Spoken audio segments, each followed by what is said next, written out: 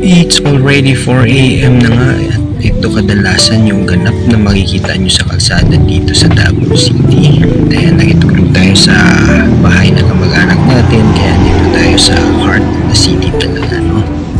For today's video, para magkakwenta naman tayo, kasi sabi nga ng iba na wala daw tayong kwenta, yan mag-content na lang tayo para may gagawin tayo. Ipapasyal ko kayo sa isang lugar na hindi nyo pa nakikita dito sa Davao City, kasi ang makakapasok lang po dito is yung mga taong pinapayagan as request. Bago pa lahat, iwawak-wak ko muna kayo dito kasi hindi na uso yung exercise sa atin, para naman makakita kayo ng view na akala mo nasa ibang bansa, nasa Pilipinas lang pala.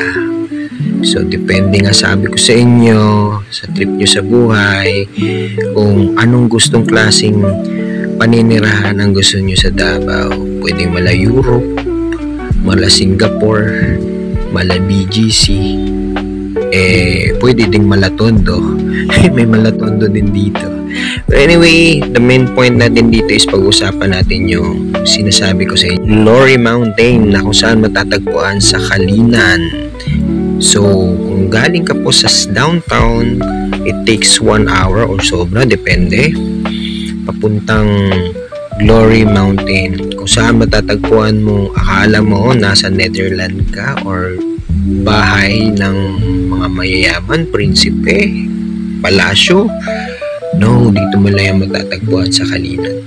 Papunta po yung Buda, border ng Bukidnon and Davao. Gandang tirahan kapag trip mo naman sa buhay ang pamumuhay na malatagay tayo or Baguio. Kung trip mo nature lover ka, makikita mo yung mga bukid, bulkan, matataas na lugar, hilltops, bagay ito sa'yo.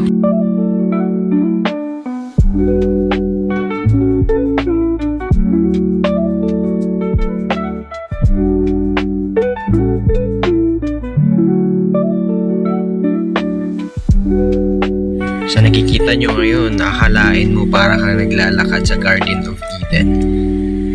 Ngayon pala, makikita mo lang sa Mindanao, sa Sub-Saharan Mindanao na sinasabi nila. I must prefer to live like this compared to the place na sinasabi nila very advanced. It gives me peace, happiness, and fulfillment. I'm hoping someday that this place will be open to the public. At least magkaroon naman ng chance yung iba na makapunta dito. Lalo na yung mga taga-ibang lugar na gustong mapuntahan someday ang Davao City. And they are ever since inspired to stay in Davao. I hope and I pray that Davao City will be more better and greater city, not only in the Philippines, in the whole world. Lagi po natin suportahan yung mga taong tutulong talaga sa atin para mapaunlad ang ating lugar. Great day para sa inyong lahat, para sa bansang Pilipinas. Madayao, Davao.